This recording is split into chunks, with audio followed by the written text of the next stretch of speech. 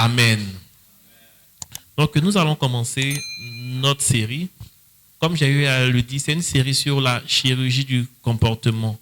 Nous avons vu, il y a 3 semaines, le cas de Pierre et nous sommes sur le cas de Paul plutôt, et nous sommes sur le cas de Pierre. Concernant Pierre, le mercredi dernier, on avait abordé les aspects positifs de toutes ces personnes-là qui ont une personnalité de Pierre. Et parmi ces aspects positifs, on avait vu 4 qui sont essentiellement 4 qualités qui sont la spontanéité. On en avait dit que hier, le mercredi dernier, les Pierres étaient spontanés. C'était des personnes qui réagissaient rapidement aux appels, qui réagissaient chaque fois qu'on pose une question. Quelqu'un qui a une personnalité de Pierre, rapidement il prend la parole et puis il donne la réponse, qu'elle soit juste ou fausse. Un Pierre se sent toujours poussé à agir en premier. Ça, c'était une des qualités de Pierre. On a aussi dit que les Pierres osent l'impossible. Et lorsqu'on dit qu'une chose est impossible, il faut un Pierre pour pouvoir braver cette impossibilité-là. Et nous avons donné l'exemple de Pierre qui a marché sur l'eau. Jusqu'à présent, dans les records, il est reconnu comme le seul homme qui a marché sur l'eau.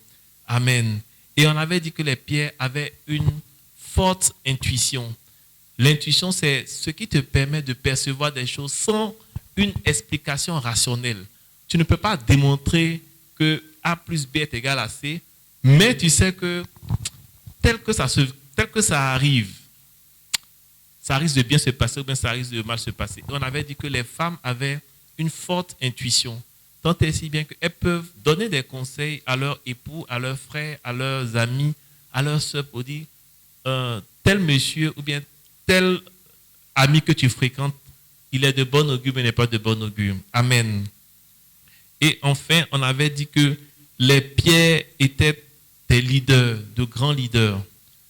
Voilà, ils étaient des grands leaders, des personnes ayant une personnalité influente. Ils étaient très influents. Et on avait pris le passage où Pierre a dit que je vais pêcher et les 10 disciples ont suivi en même temps. Il dit que lui s'en va pêcher et 10 personnes se lèvent en même temps de façon spontanée pour le suivre et l'accompagner dans sa pêche, ce qui met l'accent sur l'influence qu'il avait sur le groupe que Jésus lui avait confié. Amen. Donc aujourd'hui, nous allons voir les aspects négatifs des Pierres, ou bien les aspects négatifs des I. Donc, lorsqu'on parle de Pierre, on avait identifié leurs qualités et leurs défauts par la lettre I. Et aujourd'hui, maintenant, on va voir, par la grâce de Dieu, les aspects négatifs de toutes ces personnes-là qui ont une personnalité de Pierre, une personnalité en I. Et ça vient du message du révérend Georges Amwako. Donc, je ne fais que essayer de mimer ou bien de répéter ce qu'il a dit, ou bien ce que j'ai cru entendre de sa prédication. Le premier aspect négatif de toute personne ayant une personnalité de Pierre ou une personnalité en I, c'est l'impétuosité.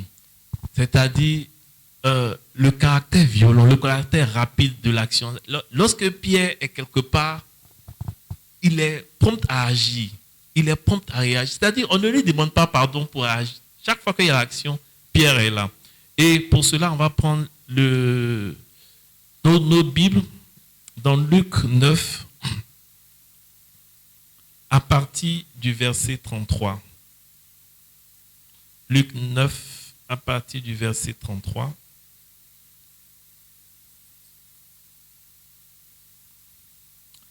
Il est écrit: au moment où ces hommes se séparaient de Jésus, Pierre lui dit: Maître, il est bon que nous soyons ici. Dressons 3 tentes, une pour toi, une pour Moïse et une pour Élie. Il ne savait pas ce qu'il disait. Comme il parlait ainsi, une nuée vint les couvrir. Et les disciples furent saisis de frayeur en les voyant entrer dans la nuée. Et de la nuée sortit une voix qui dit: celui-ci est mon fils élu, écoutez-le. Amen. Donc, on voit ici, nous sommes à la montagne de la transfiguration. Jésus amène Pierre, Jean et Jacques à la montagne de transfiguration avec lui. Et sur cette montagne, il y a quelque chose se produit. Le visage de Jésus change. Et puis il voit, comme on appelle là, Moïse et Élie qui viennent fortifier Jésus, bien qui viennent s'entretenir avec Jésus. Bon, le révérend Georges dit, il ne sait pas comment Pierre a su que c'était Élie et Moïse, parce qu'à cette époque, il n'y avait pas de caméra, il n'avait pas de photos. Mais il a perçu, on a dit qu'il était très intuitif. Donc, il a perçu dans son esprit que ça, c'était Élie et ça, c'était Moïse. Donc, on va plus loin et on dit impétueux. Il est rapide dans ses actions. C'est Pierre qui prend la parole. Ils sont 3 personnes là, plus Jésus. Mais des 3, c'est Pierre qui prend la parole pour parler, comme si on lui avait demandé quelque chose. Ici, il dit, un maître, au moment, voilà, il dit, les maîtres, il est bon que nous soyons ici. C'est Pierre qui parle. Dressant 3 tentes, une pour toi, une pour Moïse et une pour Élie. Et la Bible dit, il ne savait ce qu'il disait. En réalité, il n'avait pas lieu de parler là. Parce que vous avez vu quelque chose, vous êtes tous émerveillés, vous êtes tous éblouis. Mais Pierre se sent obligé de passer à l'action, de dire quelque chose. Et là, voici ce qui sort. Mais plus loin, et là c'est plus intéressant, c'est Dieu lui-même qui parle maintenant. On dit, et de la nuée sortit une voix qui dit, celui-ci est mon fils élu, écoutez-le. Bon.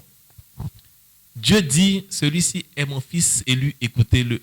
Entre Jésus et Pierre, qui devait parler? C'est Jésus qui devait parler parce que Dieu lui-même a attesté que c'est Jésus que chacun de nous devait écouter. Que c'est Jésus que Pierre, Jean et Jacques, eux qui ont entendu, devaient écouter. Mais Pierre s'est senti, dans son impétuosité, poussé à parler.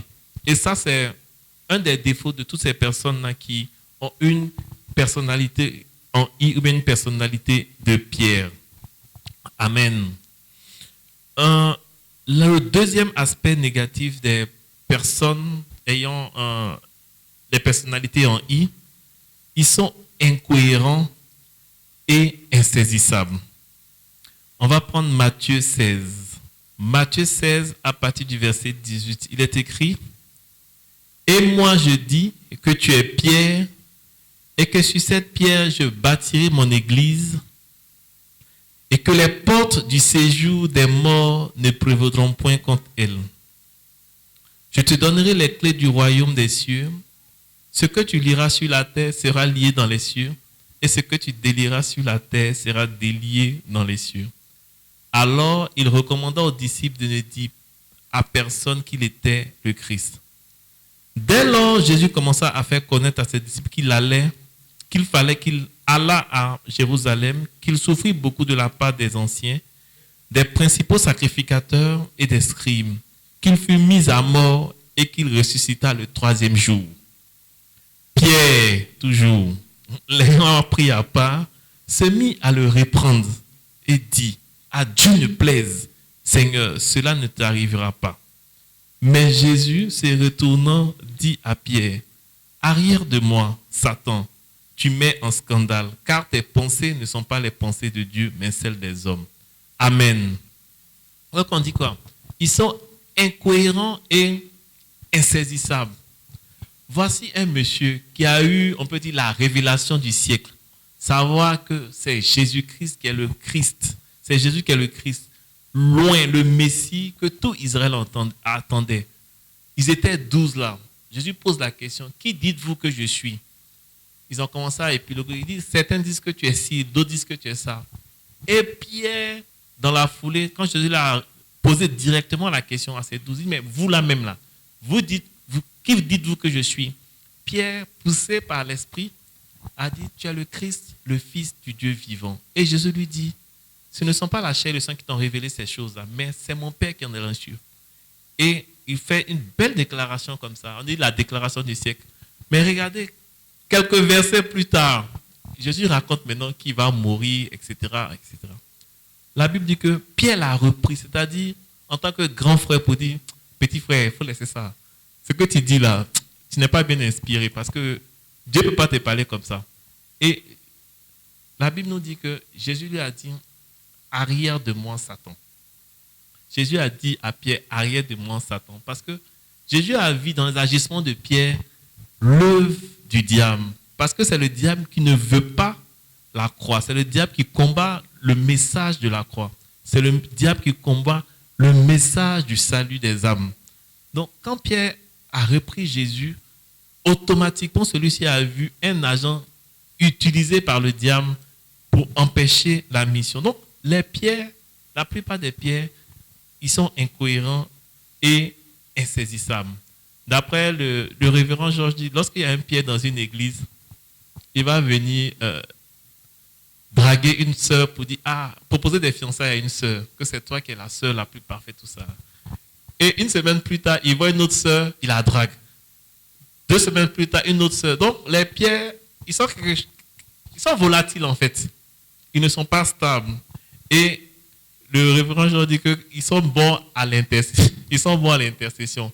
C'est-à-dire qu'il faut le mettre à l'intercession, comme ça, bon. Comme il aime beaucoup parler, il aura à beaucoup prier, à beaucoup s'adresser au Saint-Esprit. Amen. Alors, si tu te reconnais, le Seigneur a un plan merveilleux pour toi. Amen. Mais j'espère qu'il n'y en a pas beaucoup ici. Ou bien il n'y en a pas du tout ici. Il y en a. Mais retenons quelque chose. Toutes ces personnalités que nous décrivons là, que tu sois Pierre, Paul, Barnabas ou Moïse, Pierre, Paul, Abraham ou Moïse, chacun de nous, chaque Paul a un peu de Pierre en lui. Chaque Paul a un peu de Moïse en lui. Chaque Paul a un peu d'Abraham en lui. Dieu donne un peu de tout à chaque homme. Mais il y a une partie de cette personnalité qui prédomine.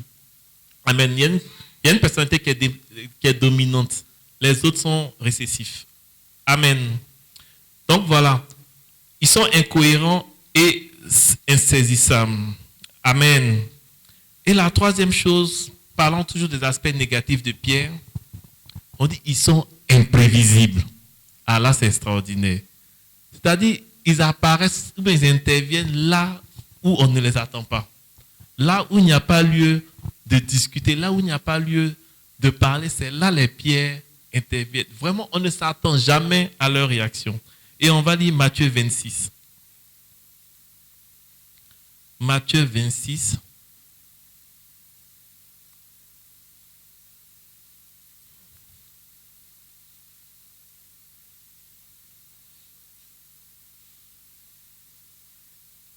À partir du verset 30.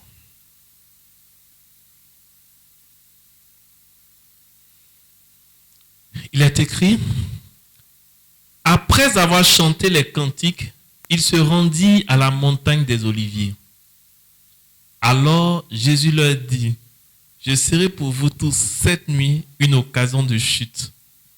Car il est écrit, je frapperai le berger et les brebis du troupeau seront dispersées. Mais après que je serai ressuscité, je vous précéderai en Galilée. Pierre, vous avez vu Pierre encore, prenant la parole, lui dit, quand tu serais pour tous une occasion de chute, tu ne le seras jamais pour moi. Jésus lui dit, je te le dis en vérité, cette nuit même, avant que le coq chante, tu me réuniras 3 fois. Pierre lui répondit, quand il me faudrait mourir avec toi, je ne te réunirai pas. Et tous les disciples disent la même chose. Vous voyez, sa personnalité influente a fait que quand il dit quelque chose, tout le monde le suit. C'est lui qui a parlé de il va mourir pour Christ. En même temps, ça a contaminé tout le monde. Amen.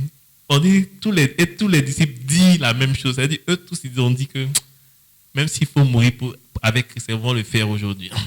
Là-dessus, Jésus alla avec eux dans un lieu appelé Gethsémane et il dit aux disciples, asseyez-vous ici pendant que je m'éloignerai pour prier. Il prit avec lui Pierre et les 2 fils de Zébédée et il commença à éprouver de la tristesse et des angoisses. Il leur dit alors, mon âme est triste jusqu'à la mort, restez ici et veillez avec moi. On va plus loin. Au 45, puis il alla vers ses disciples et leur dit, vous dormez maintenant et vous vous reposez. Voici l'heure est proche et le Fils de l'homme est livré aux mains des pécheurs. Levez-vous, allons. Voici, celui qui me livre s'approche. On continue au 47.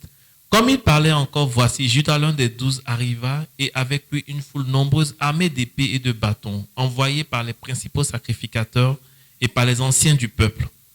Celui qui le livrait leur avait donné ce signe. Celui que je baiserai, c'est lui, saisissez-le. Aussitôt, s'approchant de Jésus, il dit, salut, Rabbi, et il le baisa. Jésus lui dit, mon ami, ce que tu es venu faire, fais-le. Alors, ces gens s'avançaient, mirent la main sur Jésus et le saisirent. Et voici, un de ceux qui étaient avec Jésus étendit la main et tira son épée. Il frappa le serviteur du souverain sacrificateur et lui emporta l'oreille. Alors Jésus lui dit, remets ton épée à sa place, car tous ceux qui prendront l'épée périront par l'épée. Penses-tu que je ne puisse pas invoquer mon Père qui me donnerait à l'instant plus de 12 légions d'anges? Comment donc s'accompliraient les Écritures d'après lesquelles il doit en être ainsi? Amen. Donc, on voit le même Pierre encore à l'œuvre. Il a dit qu'il allait mourir pour Christ. Christ lui a dit, mais toi, tu vas me régner 3 fois. Il dit, non, ce que tu dis là, non, non, non. Moi-même, je suis prêt à mourir pour toi. Même si tous les autres là te régnent, moi seul, Pierre, je suis avec toi. Pour parler comme des Anouchi, on est au Koyi. Il dit, toi, Jésus, on est au Koyi, on ne peut pas. Les autres aussi l'ont suivi dans sa démarche. Mais ce qui est intéressant, c'est que la scène se passe au jardin de Gethsémani. Et Jésus prend Pierre, Jacques et Jean pour aller prier, le soutenir dans la prière. Bien aimé, normalement, quand on dit il y a une réunion de prière, là, avec quoi on s'en va? Bon, de nos jours, c'est avec notre Bible, ou bien, bon, ouais, la plupart du temps, c'est avec notre Bible, ou bien un cahier pour écrire les révélations qu'on nous donne.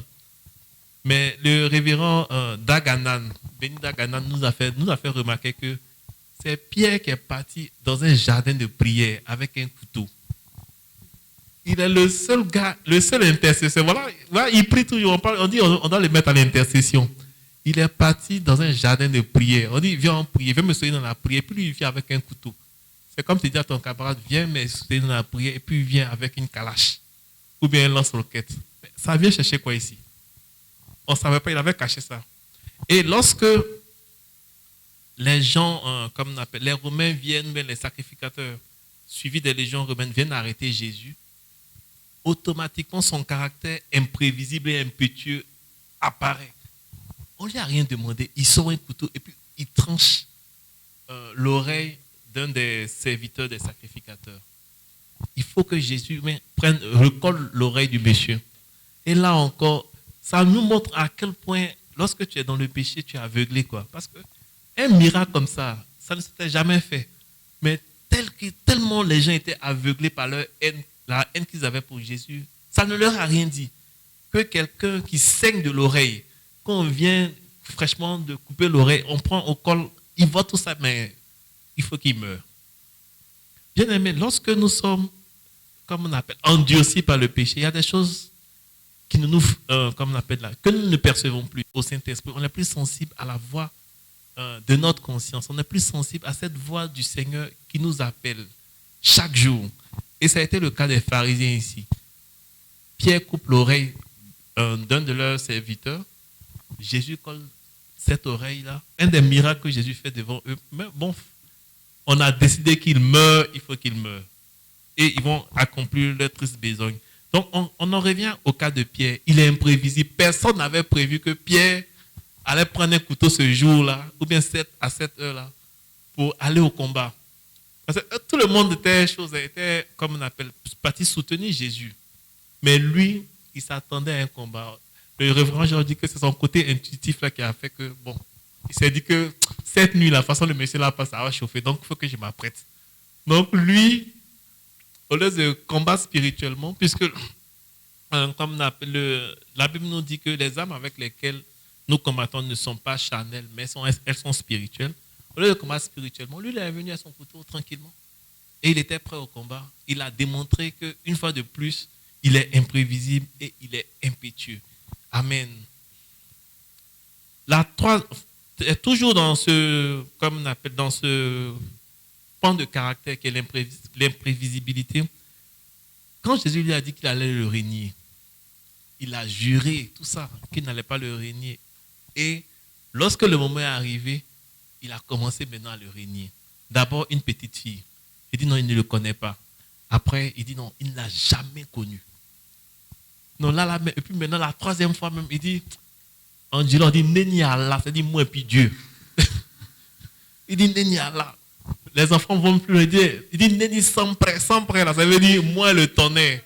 Il dit si je mens là, le tonnerre n'a qu'à me foutre. Que le tonnerre me foudra. Imaginez un monsieur d'un certain âge, c'était le grand frère de Jésus. Un monsieur sérieux comme ça qui dit non, si moi je connais celui-là, que le tonnerre me brûle. Et après qu'il a entendu le coq chanter, la Bible dit qu'il est devenu triste et puis il a commencé à pleurer parce qu'il s'est rendu compte que ce que son Seigneur disait était vrai. Et cette tristesse-là l'a conduit à la repentance.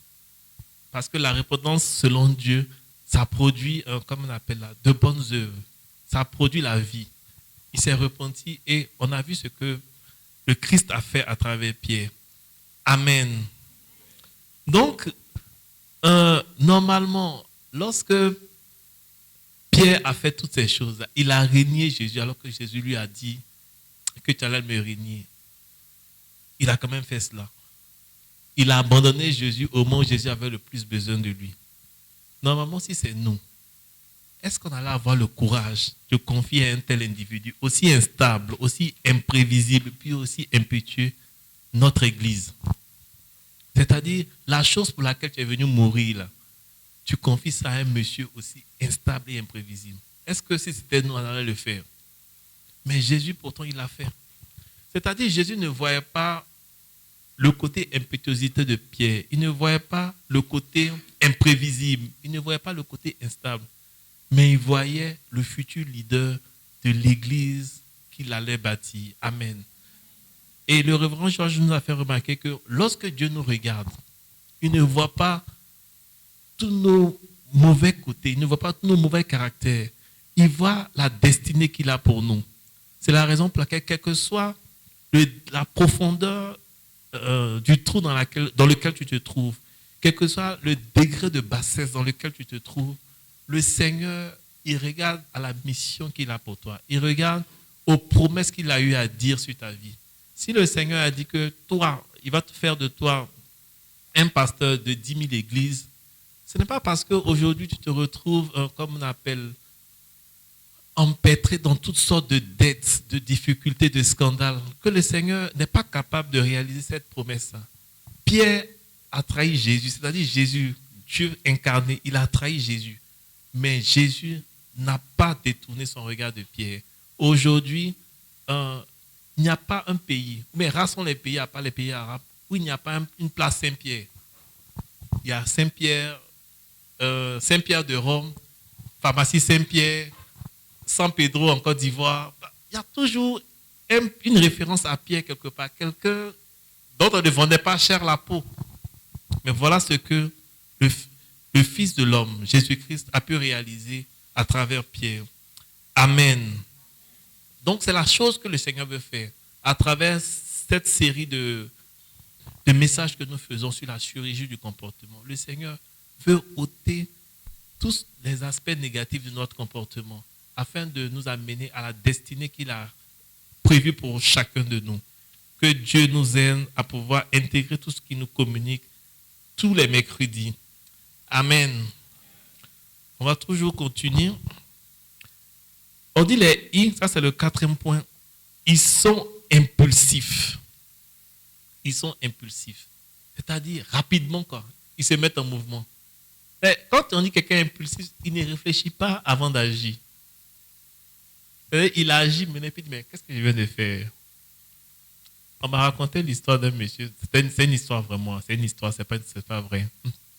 Il paraît qu'il y a un roi qui avait promis sa fille en mariage à qui traverserait un fleuve de crocodiles et qu'il en sortirait vivant. Et tout le monde était là. Tout le monde regardait, personne n'osait.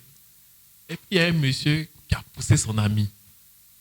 Donc, on ne sait pas comment le monsieur a fait. Il s'est retrouvé de l'autre côté de la rive, vivant. La première question qu'il a posée, c'était pas où est la fille que je vais marier. Il dit, mais qui m'a poussé même dans l'eau là? C'est-à-dire, qui m'a poussé? Mais au lieu de dire, qui je vais donner, envoie-moi la fille parce qu'il est venu traverser la rive et puis je suis sorti sain et sauf. Il dit, non, qui m'a poussé dans l'eau? Qui voulait ma mort au point de me pousser dans cette eau? Donc, c'est pour dire que quand tu es impulsif, tu agis et puis tu réfléchis après.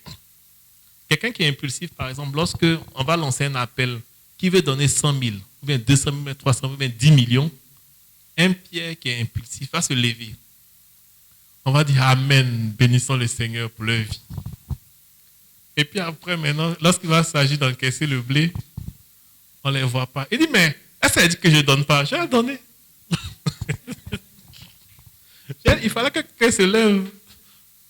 Et le révérend Georges racontait une histoire, l'histoire d'un pianiste. On lui avait dit, c'était dans une église, les gens venaient d'acheter un nouvel orgue.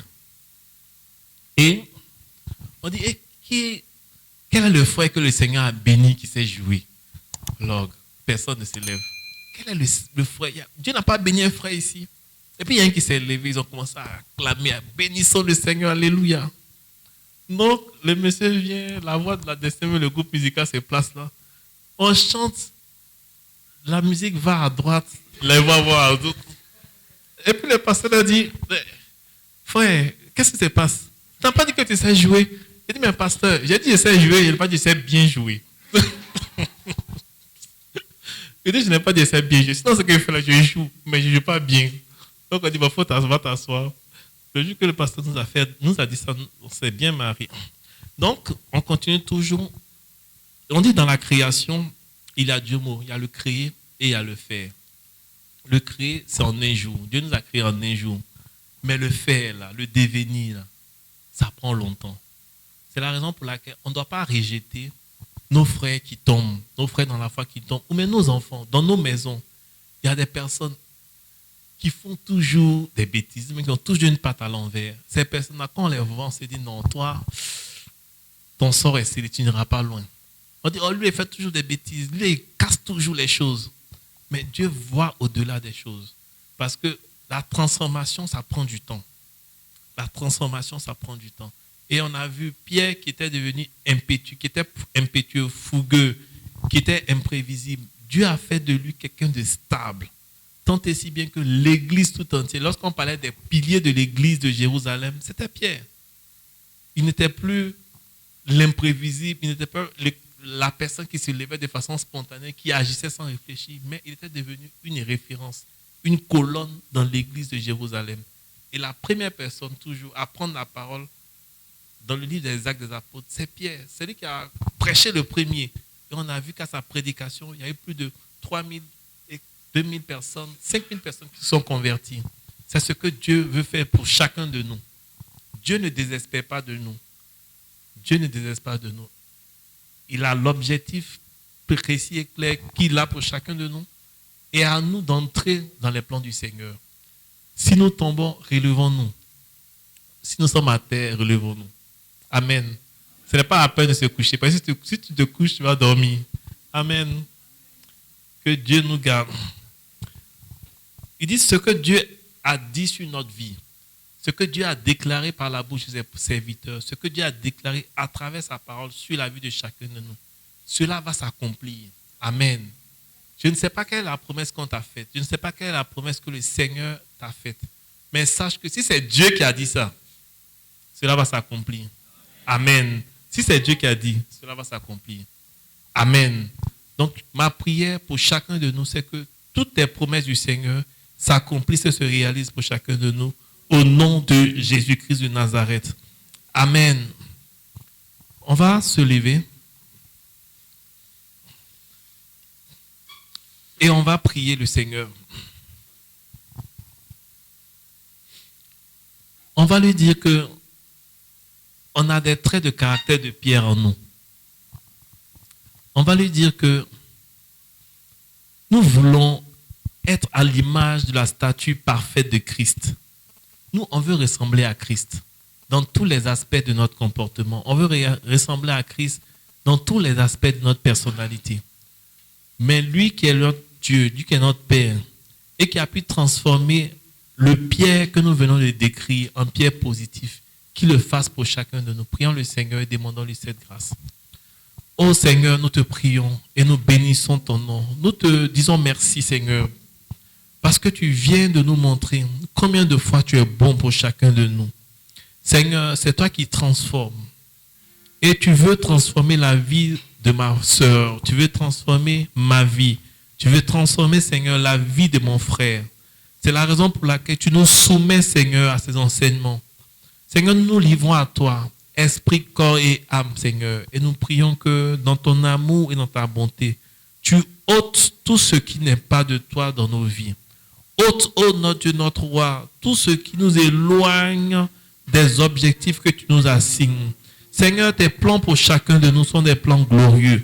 Tes plans pour chacun de nous sont des plans merveilleux, Seigneur. Et nous voulons, oh Seigneur, entrer dans ces plans-là, Seigneur. Donne-nous, Papa, de coopérer et de collaborer, Seigneur, avec ton esprit, Seigneur. Que nous soyons toujours attentifs à ton esprit. Que nous soyons toujours sensibles à ton esprit, Seigneur. Nous nous soumettons à toi, oh Seigneur.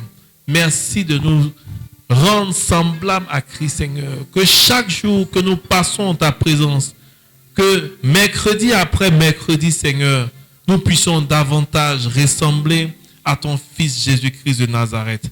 Merci au nom de Jésus. Amen. Amen. On va prier le Seigneur qui nous accorde la grâce de coopérer réellement avec son esprit. C'est l'esprit du Seigneur qui a été capable de transformer Pierre. C'est l'esprit du Seigneur qui a été capable de transformer Paul. C'est l'esprit du Seigneur qui est capable de transformer le pécheur en une personne sainte. Prions le Seigneur pour que dans sa grâce, il nous donne de toujours collaborer avec son esprit. Oh Seigneur, nous voici encore devant toi, Seigneur. Saint-Esprit, nous te demandons pardon pour toutes les fois où nous avons été rebelles à ta parole, où nous avons étouffé ta voix, pour ne pas pouvoir, Seigneur, l'entendre, mais pour accomplir notre volonté. Seigneur, aujourd'hui, nous disons non notre volonté, mais que ce soit ta volonté qui prime dans tous les aspects de nos vies, Seigneur. Oh Seigneur, plus de coopération avec ton esprit. Accorde-nous la grâce, Seigneur, de toujours coopérer avec ton esprit. Ouvre nos oreilles, Seigneur. Ouvre notre entendement, Seigneur. Viens, ô Père, aiguiser notre intuition. Nous avons besoin, Seigneur, que tu aiguises notre intuition. Au nom de Jésus-Christ de Nazareth. Amen. Amen. On va prier le Seigneur. On va lui demander de développer notre intuition. L'intuition, c'est la voix de l'esprit. On va demander au Seigneur que nous soyons de plus en plus des personnes intuitives, des personnes spirituelles. Pas des personnes qui écoutent la voix de leur âme, pas des personnes qui écoutent la voix de leur chair, mais des personnes qui écoutent la voix de l'esprit du Seigneur. Prions le Seigneur, demandons-lui cette chose. Ô Père, donne-nous d'être des personnes intuitives, Seigneur, des personnes spirituelles, des personnes, Seigneur, sensibles à la voix de ton esprit en elles, Seigneur. Oui, Père, sans écoute de ta voix, sans écoute de la voix de ton esprit, nous sommes perdus. Seigneur, nous avons très souvent et régulièrement écouté la voix de notre chair. Écouté, Seigneur, la voix de notre âme. Mais aujourd'hui, Seigneur, nous savons que c'est la voix de l'esprit qui doit prédominer, Seigneur, dans tout ce que nous faisons. C'est la raison pour laquelle, Père, le temps de gloire dans son entièreté, Seigneur, tourne les regards vers toi. Et te prie pour que tu déverses, Seigneur, une onction fraîche, Seigneur. Tu renouvelles en nous, oh notre roi, un esprit bien disposé. Un esprit disposé à t'écouter. Un esprit disposé, Seigneur, à t'entendre. Un esprit disposé, Seigneur, à te servir. Au nom de Jésus-Christ de Nazareth, Seigneur. Merci, oh nom de notre roi. Merci, Seigneur, pour ta faveur. Merci, Seigneur. Amen. On peut s'asseoir dans la présence du Seigneur. Donc nous avons vu les aspects positifs le mercredi dernier, des personnalités en I, c'est des personnalités du type Pierre. Aujourd'hui, on a vu les aspects négatifs. Et le mercredi prochain, par la grâce de Dieu, nous verrons comment Dieu traite avec les personnalités de type Pierre. Et lorsque tu as une personnalité de type Pierre, comment Dieu traite avec toi? C'est ce que nous verrons le mercredi prochain par la grâce de Dieu. Amen. Nous avons fini pour aujourd'hui.